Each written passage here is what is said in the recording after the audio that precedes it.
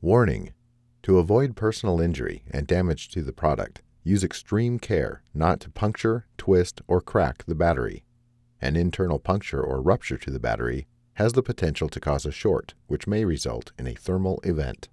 Before you begin, remove the top cover. Removal: use minimal force to lift the locking bar up on the audio board ZIF connector and disconnect the audio board ribbon cable from the system board.